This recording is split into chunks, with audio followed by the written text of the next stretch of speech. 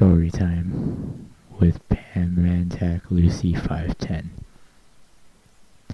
Part 6! Yay! We made it to part 6! We're gonna make it, we made it to part 6. We've gone so far, and we're gonna celebrate. You know how we're gonna celebrate? We're gonna celebrate this way. Wait, here we go. Yeah, we also won $50 million, you know. It's such a great day, you know. I want to thank my subscribers, all 21 of my subscribers for sticking with me through the whole Storytime with PanManTactLuci510. It says I'm a YouTube partner, even though I'm not. That's a lie, that's a goddamn lie. But yeah, I want to thank you all for staying with me, and you know, it's such a happy occasion. And enough of that, because I'm probably gonna get a third-party notice on this video, but I don't care, because I'm recording this video, and I don't know, but if you want that, if you want the video, the link will be in the description below. So let's start PanManTactLuci510 with Storytime. Yeah.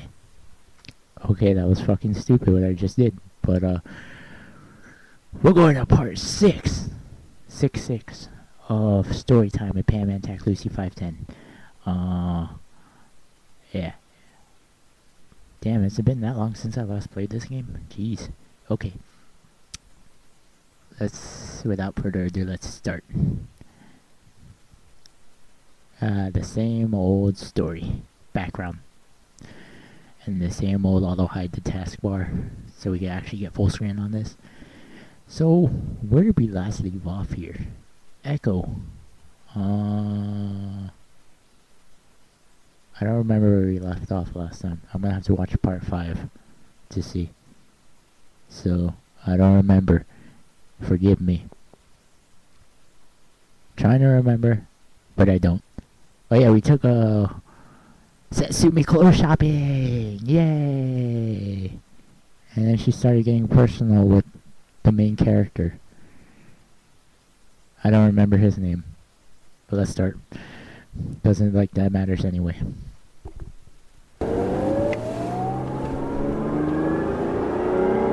Around when the high-flying sun slowly started to drop into the shadow, the silver coupe speeding along the tollway.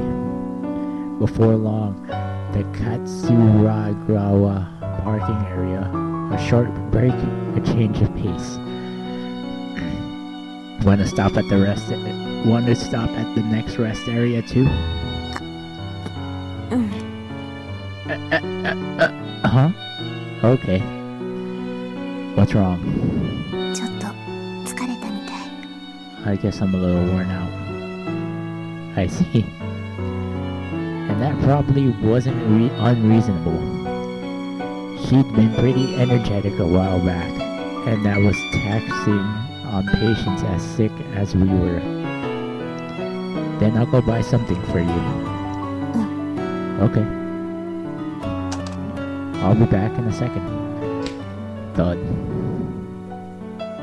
I rushed over to the snack stand and picked up a few things no different from the standard convenience store fare. Here, a Procari sweat and rice ball and potato chips. Oh, okay. Her response was the same as ever, but she didn't start eating at all. Under usual circumstances, she'd already have torn into the potato chips by now. Are you okay? Could it be that you're not feeling so well?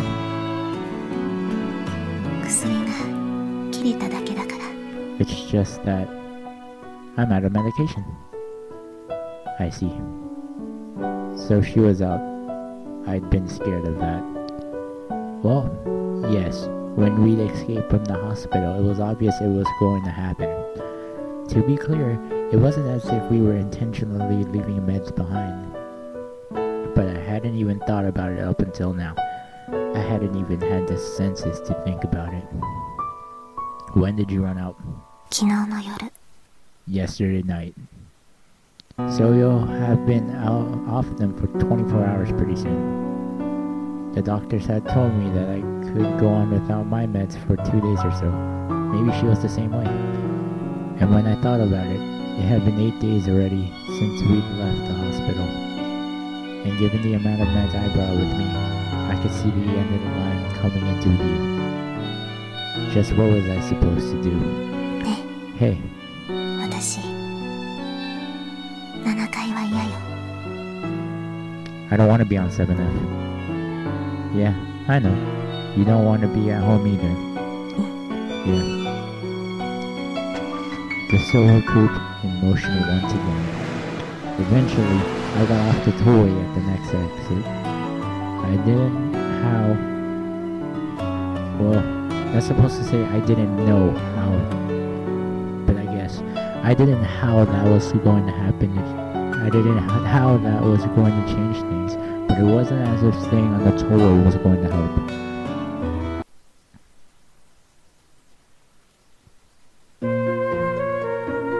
I headed into an urban area from the one tollway exit, and I looked for a pharmacy attached to a large hospital, not to a small private clinic. Probably it would have been best to just go to the hospital. And for any normal patient, that would have been obvious.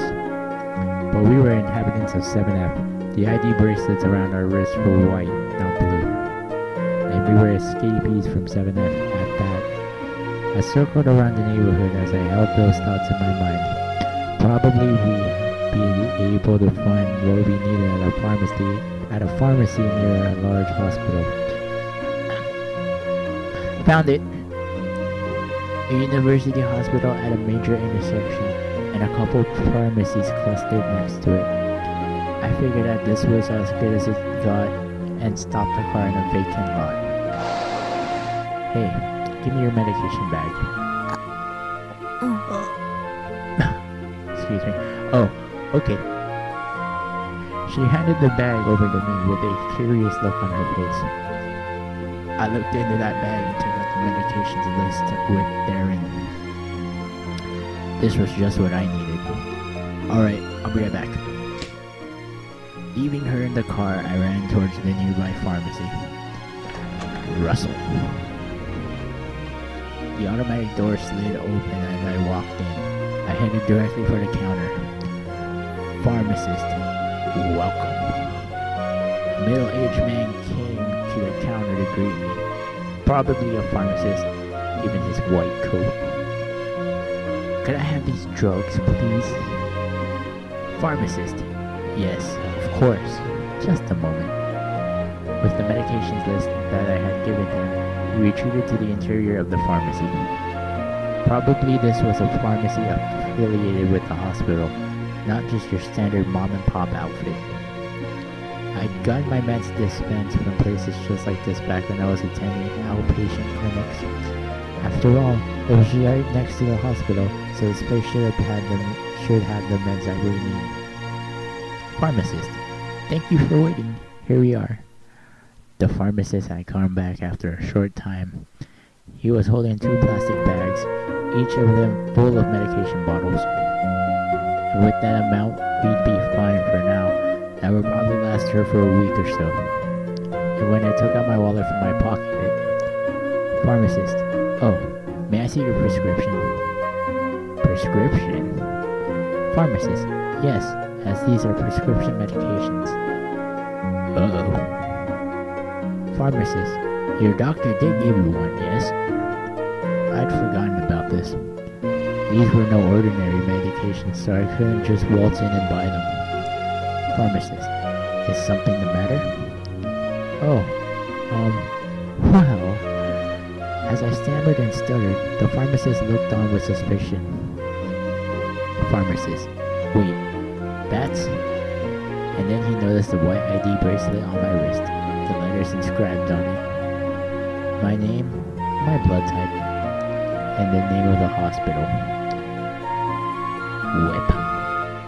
Pharmacist, oh, the medications that he'd left on the counter. I swiped them up all at once. Pharmacist, hey, stop right there. He shouted at me from across the counter. That was to my back. I had already started sprinting. Only 5 meters to the door. My legs were weak, I was wobbly, but I kept running nonetheless. And when I was about to sprint out of the slowly opening door of the pharmacy, just then, thud crash. Ow. Damn. My senses widened out for a second. I had hit my head on the edge of the automatic door so hard that apparently the glass of the door had shattered. Dizzy, almost syncopal, I had forced open the half-closed doors with my hands. And then I broke off into a dead sprint. I did not once let those medications go. PanManTactLuci. I was so out of breath that I felt like fainting. Only a few more meters to the car, but it felt much longer. Nobody was giving chase to me, it seemed, but I didn't have the time to be looking behind me anyway. Because if I got caught, then what would happen to her? Would she wait for my return forever alone in that car? I ran for dear life with those feelings at heart. Staggering, short of breath, saddened that this was all the strength I had. A thud. PanManTactLuci. I collapsed in the driver's seat and floored the pedal. I was forced to realize that I was even weaker than I was at the pachinko parlor. And when I checked myself in the rearview mirror, there was blood on my forehead. Maybe from a glass shard. Well, hopefully the bleeding would stop soon enough. I applied pressure with a tissue as I drove. 大丈夫。 Are you okay? Yeah, I'm fine. でも血が出てるし。 But you're bleeding. Don't worry about it. It's nothing. Don't worry about it. Damn it, I can't do that impression. Or I can't do that imitation. I waved my hand to tell her not to worry as she looked at me with concern. As if I...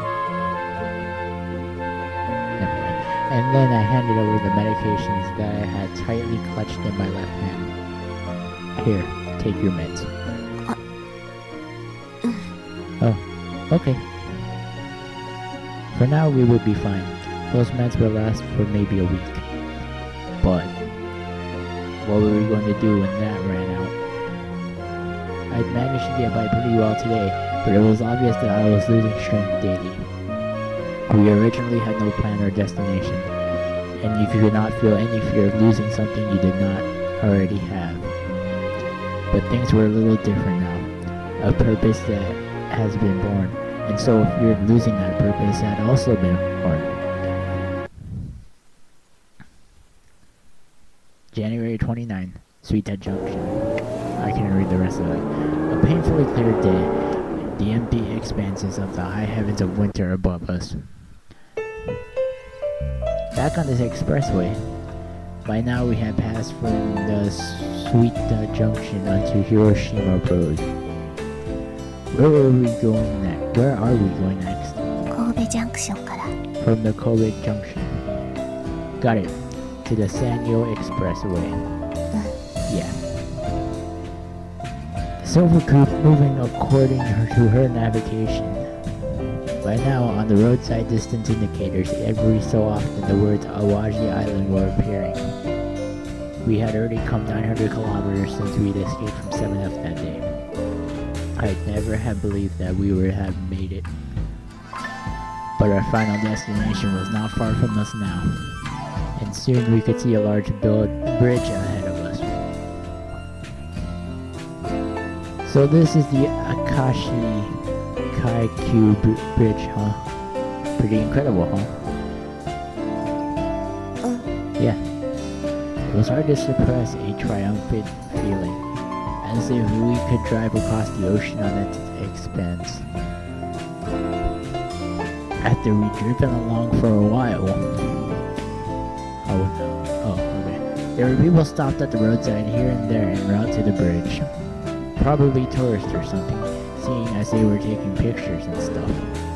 And just like those people, I stopped the car on the shoulder of the road. Sorry. ここ、駐停車禁止よ。 It's forbidden to stop here. Eh? If it's just for a little while, it'll be okay. And as far as the eye could see, there were other cars that had done the same. Hey, come on, let's get some fresh air. It's probably an awesome view. 分かった。 Very well. She was still a little reluctant, but she got out of the car with me anyway. Whoosh. In the midst of the strong, cold winds atop the bridge. This is colder than I thought it would be. Yeah. It was all too much for us since we'd never really gotten out of the car. And in stark contrast to us, there were two people who seemed to be a couple not far from us. Looked like they were taking souvenir photos. Their happy voices carried all the way over to us. And when I looked around those two, I saw lots of families and tourist groups taking photos too. Souvenir photos, huh? Fair enough. One was supposed to take them at places like this. Come to think of it. どうかした？ Is something the matter? Yeah. Wait for a second. うん。 Oh, okay. There was a camera in here somewhere. When I inspected the car interior first time around, I saw a cheap disposable camera somewhere, I remembered. It still had a few shots left in it, if memory served. Having found the camera, I checked the film indicator. Oh good, still 2 shots left. Sorry for the wait. Come on, I'll take a picture of you. What? A photo. Might as well, you know. 嫌よ。 No. Oh, come on. Don't be like that. Strike a pose or something. And I held up the camera towards her as I said this. Come on, look a little happy, won't you? But, as if she were embarrassed, even when she turned to me, she had a little sour look on her face and nothing more. But it could well have been that even if she looked this way, she was trying her best to smile for me right now. With this at heart, I was about to take a picture of her when... Boyfriend, excuse me, could we ask you to take a picture? Oh yes, of course. And... 2 people who look like a couple coming towards us holding a camera. Then I'll take the picture now. Couple, please do. They still close to each other happily and flash brilliant smiles. I centered those 2 in the viewfinder and snapped a photo. Click. Boyfriend, thank you very much. Boyfriend, and now we'll take a picture of you 2. Oh, no, we're... Boyfriend, you're using this camera, right? Before I could answer, he'd taken my camera. No, it was more like he plucked it out of my hand. Probably wanted to get it over with as soon as possible, which is why he took the camera and ignored our hesitation. Perfect. Alright, you 2, get closer. And why is it given this... I've never did this before. Why is it doing it now? At those words, I stepped a little closer to her body. And with her usual lack of expression, she helplessly stepped a little closer to me. Boyfriend, shouldn't you be posing a bit more? Are we on a photo shoot? This meddles some boyfriend character and his crazy demands, his girlfriend standing to the side, looking a little apologetic. And telling myself that I had no other choice, I slowly put my arm around her shoulder. Oh. The first time I'd ever touched her. The feeling of her childlike clothing and her waist-length hair under my hand. I couldn't see her face now that I was looking straight at the camera. But maybe, just maybe, She was gracing me with that never-before-seen, shy, bashful, slightly sour look. Boyfriend. Okay, I'm taking a picture now. Click. Their business over, the couple started heading back to their car. And we were doing the same. My girlfriend, huh? Pretty bad misunderstanding, eh? Or could it be that we look that way to others? My words, spoken lightly and in jest. And enjoying myself for some reason, I kept speaking to her in that tone. What do you, Satsumi, what do you think? 何よ、年下のくせに。 What's with that? You're younger than me. And with those words, as usual, she turned back to look at the window. And just as usual, I couldn't see what kind of facial expression she was wearing. But I could tell that she wasn't looking far into the distance.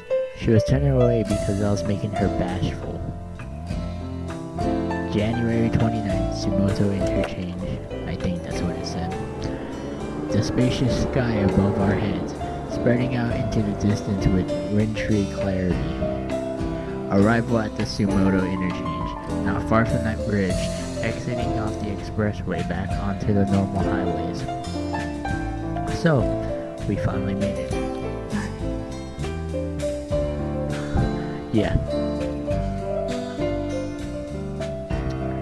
The odometer indicated that we'd come over 900 kilometers ever since the day we escaped from 7M. We'd arrived at last at a destination that we hadn't even cared about at the onset. Then where do we go from here? 何に。 South. South. Got it. I took the route as per her instructions. But in truth, even I knew where to go at this point. I could see the signs of the Tourist Information Center from here. But without a second thought, I'd obey her navigational instructions. That was the way it had to be. And it could not be any other way. How is it that I came to think that way?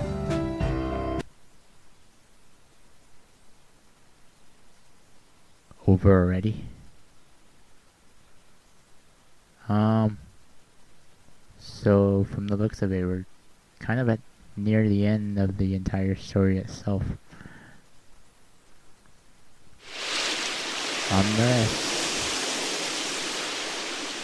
Unless it scrolls. But then again, this is Narcissu first and second, so there must be a part 2, I guess. Wait a second, we're doing side second? I never realized that. Interesting. I don't know if I've been doing side second the entire time or what. But I'll figure that out. And yeah, I'll probably annotate it, maybe? I don't know. So yeah, this wraps it up for part 6. So yeah, thanks for watching, and I'll see you again.